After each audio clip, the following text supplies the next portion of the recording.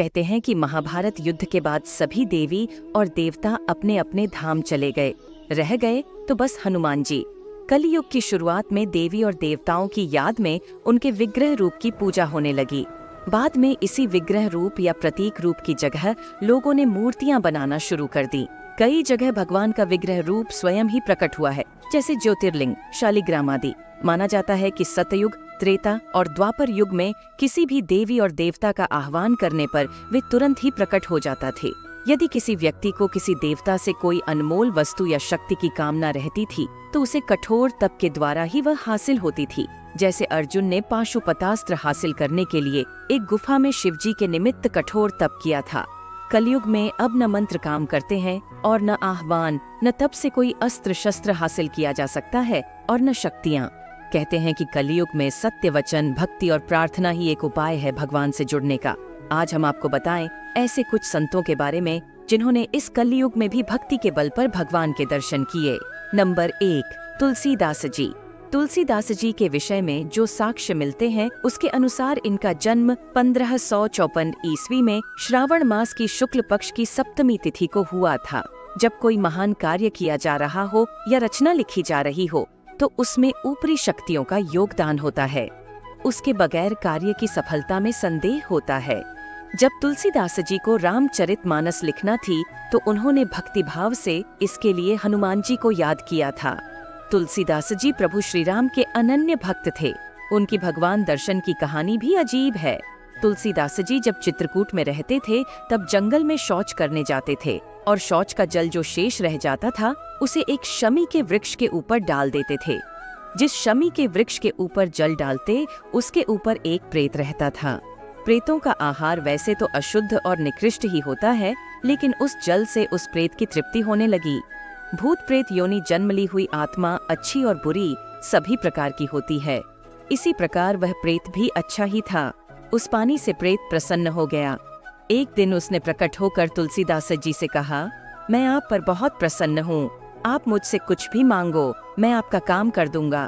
तुलसीदास जी ने कहा, वैसे तो मुझे किसी संसारी वस्तु की आवश्यकता नहीं है, यदि करा सकते हो तो मुझे भगवान श्री राम के दर्शन करवा दो। प्रेत ने हंसते हुए कहा, महाराज, यदि मुझ में इतनी ही सामर्थ्य और सच्चाई होती तो इस अधर्म योनि में नहीं भटकता। फिर भी प्रभु दर्शन के लिए मैं एक उपाय आपको बता सकता हूँ। प्रेत ने कहा, मुझे यह मालूम है कि जहाँ जहाँ राम कथा होती है वहाँ किसी न किसी रूप में हनुमान जी उस कथा को अवश्य श्रवण करने आते हैं। मैं एक ऐसा स्थान जानता हूँ जहाँ नित्य कथा होती है और वहाँ हनुमान जी कुश्ती के रूप में आते हैं। आप उनके चरण पकड़ लें और उनसे विनती करें। वे बहुत मना करेंगे किंतु आप छोड़े नहीं, वे आपको भगवान के दर्शन करवा सकते हैं। यह सुनकर तुलसीदास जी बहुत ही प्रसन्न हो गए। वे उस कथा में गए और उन्होंने सबसे दूर एक कुष्ठी को बैठा देखा। वह कुष्ठी तन्मयता से राम कथा सुन रहा था और उसकी आंखों से आंसू प्रवाहित हो रहे थे। तुलसीदास जी उसे देखते रहे।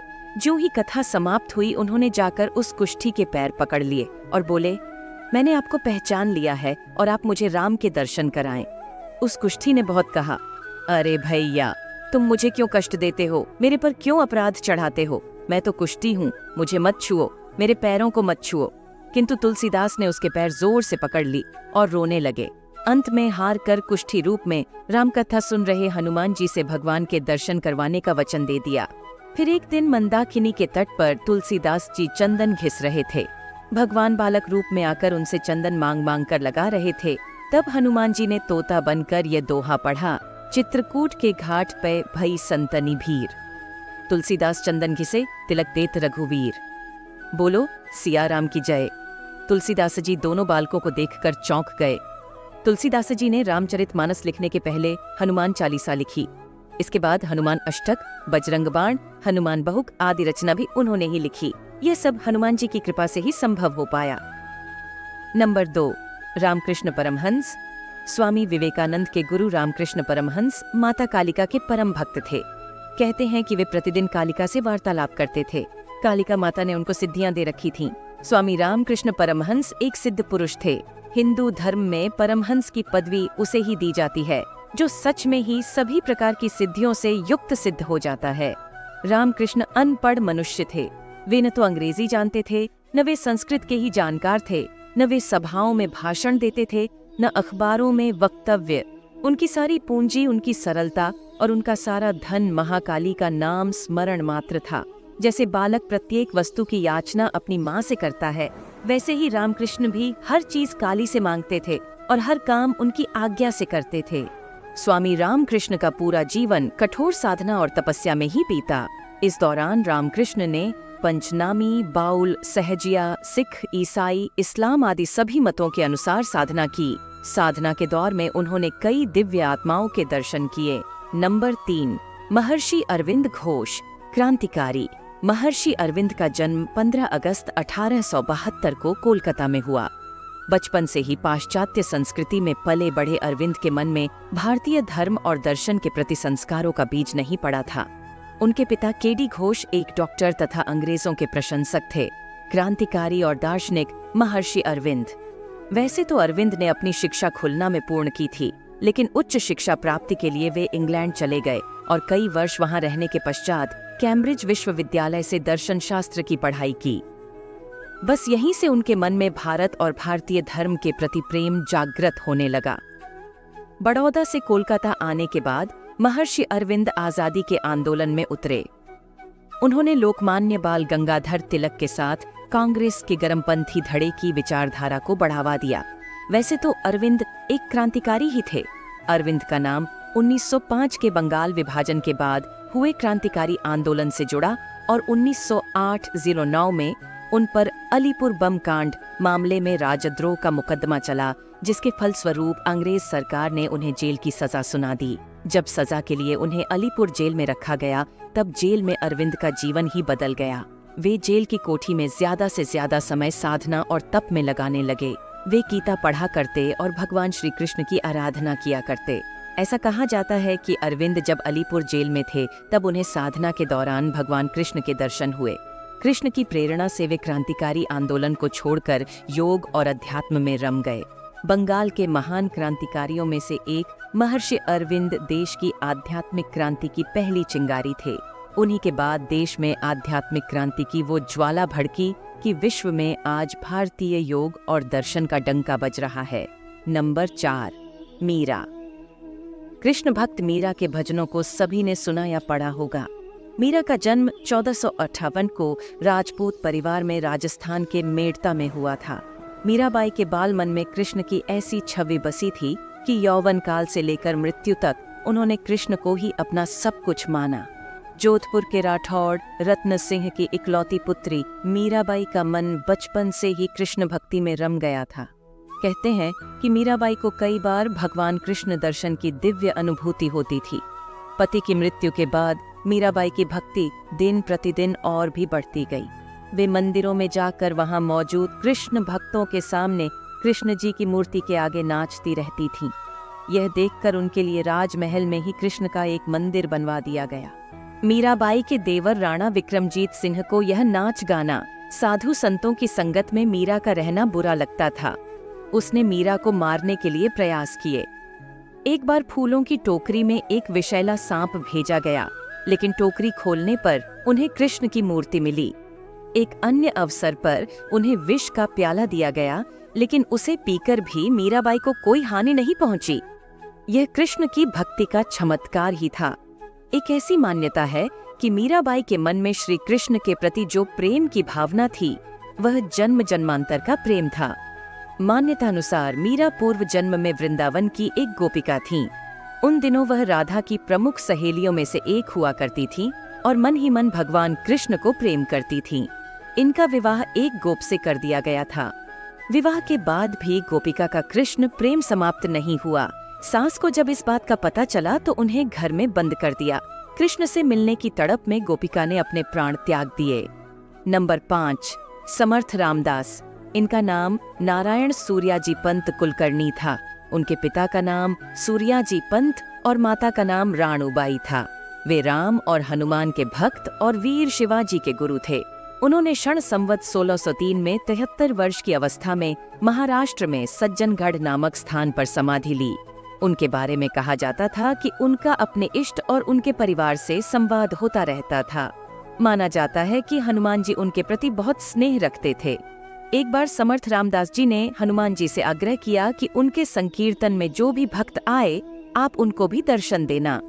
हनुमान जी ने कहा कि ठीक है, जिस दिन आपका शुद्ध संकीर्तन होगा उसी दिन मैं दर्शन देने आ जाऊंगा। आसपास के क्षेत्र में संकीर्तन की मुनादी करवा दी गई और बता दिया गया कि इस बार के संकीर्तन में हनुमान जी दर्शन देंगे।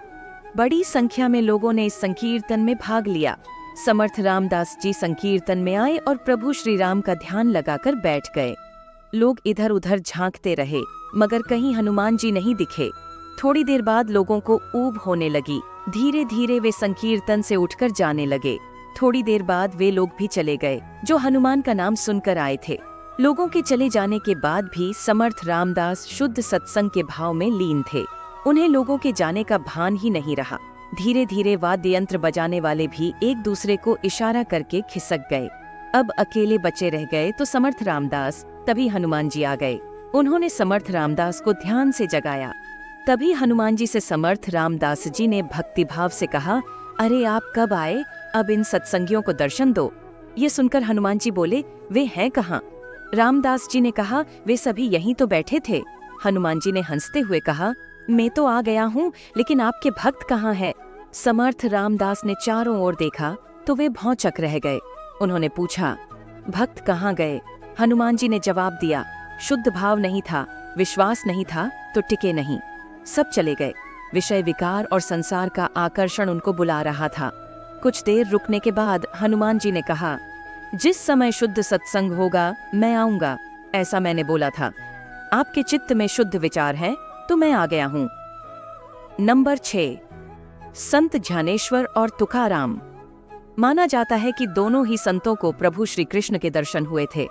महाराष्ट्र के अहमदनगर जिले में पैठण के पास आपे गांव में संत ज्ञानेश्वर का जन्म सन 1275 में भाद्रपद के कृष्ण अष्टमी को हुआ। उनके पिता विट्ठल पंत एवं माता रुक्मिणी बाई थीं। संत ज्ञानेश्वर की मृत्यु 1286 ई में हुई। इन्होंने मात्र 21 वर्ष की उम्र में इस नश्वर संसार का परित्याग कर समाधि ग्रहण कर ली। देहू ग्राम तुकाराम जी की जन्म भूमि तथा कर्म भूमि है। तुकाराम जी के जन्म के लगभग 300 साल पूर्व उनके पूर्वज विश्वभर बाबा देहू में रहते थे। भगवान विट्ठल उनके कुलदेवता थे। बचपन से ही वैराग्य जीवन जी रहे तुकाराम जी को 15 दिनों के उपवास और तप के बाद उनको भगवान ने दर्शन दिए और उनका जीवन बदल गया। तुकाराम का जन्म महाराष्ट्र राज्य के पुणे जिले के अंतर्गत देह नामक ग्राम में सन 1578 में हुआ था। इनके पिता का नाम बुल्होबा और माता का नाम कनकाई था। नंबर 7, आदि शंकराचार्य और वल्लभाचार्य।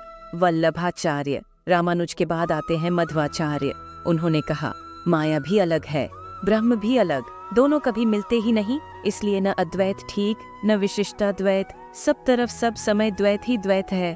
फिर इसके बादर हुए आचार्य निम्बार्क, उन्होंने कहा, द्वैत और अद्वैत दोनों की सत्ता है, इसलिए उन्होंने अपने सिद्धांत को नाम दिया द्वैताद्वैत। इसके बाद हमारा परिचय शुद्धाद्वैत सिद्धांत से होता है, जिसके प्रवर्तक हुए वल्लभाचार्य। शंकराचार्य। दक्षिण भारत के केरल राज्य के कालड़ी ग्राम में एक ब्राह्मण परिवार शिवगुरु दंपति के घर आदि शंकराचार्य का जन्म हुआ। अपने माता पिता की एकमात्र संतान रहे शंकराचार्य के पिता का बचपन में देहांत हो गया था। असाधारण प्रतिभा के धनी आद्य जगत गुरु शंकराचार्य ने 7 वर्ष की उम्र में ही वेदों के अध्ययन में पारंगतता हासिल कर ली थी। आद्य जगत गुरु शंकराचार्य ने मात्र 32 वर्ष की अल्पायु में पवित्र केदारनाथ धाम में इहलोक का त्याग दिया। नंबर 8, बाबा रामदेव। इन्हें द्वारिकाधीश का अवतार माना जाता है। इन्हें पीरों का पीर रामसा पीर कहा जाता है। सबसे ज्यादा चमत्कारिक और सिद्ध पुरुषों में इनकी गणना की जाती है। हिंदू मुस्लिम एकता के प्रतीक बाबा रामदेव के समाधि स्थल रुणिचा में मेला लगता है, जहां भारत और पाकिस्तान से लाखों की तादाद में लोग आते हैं। विक्रम संवत 1409 को उड़ुका समीर बाड़मेर उनका जन्म हुआ था और विक्रम संवत 1442 में उन्होंने रुणिचा में जीवित समाधि ले ली। पिता का नाम अजमालजी तंवर, माता का नाम मैनादे, पत्नी का नाम नेतलदे, गुरु का नाम बालीनाथ, घोड़े का नाम लालीरा असवार। नंबर 9, परमहंस योगानंद। परमहंस योगानंद 20वीं सदी के एक आध्यात्मिक गुरु, योगी और संत थे। उन्होंने अपने अनुयायियों को क्रिया योग उपदेश दिया तथा पूरे विश्व में उसका प्रचार तथा प्रसार किया। योगानंद के अनुसार क्रिया योग ईश्वर से साक्षात्कार की एक प्रभावी विधि है। उन्होंने एक बहुत ही प्रसिद्ध ग्रंथ लिखा, योगी कथामृत। उक्त किताब को पढ़ने पर यह ज्ञात होगा कि ईश्वर साक्षात्कार का अनुभव क्या होते हैं और किस तरह भगवत दर्शन किए जा सकते हैं। इस किताब में कई दिव्य अनुभूतियों का वर्णन है। ये किताब परमहंस योगानंद की आत्मकथा है, जिसकी अब तक लाखों प्रतियां बिक चुकी हैं। आध्यात्मिक किताबों की टॉप लिस्ट में इस किताब का नाम उल्लेखित किया जाता है। परमहंस योगानंद का जन्म 5 जनवरी 1893 को गोरखपुर, उत्तर प्रदेश में हुआ था।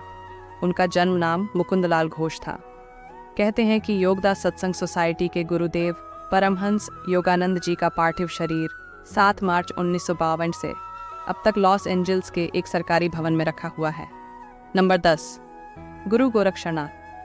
संतों में सबसे महान गुरु गोरक्षनाथ को साक्षात शिव का अवतार ही माना जाता था। सिद्धियां और चमत्कार उनके चरणों की दास थी।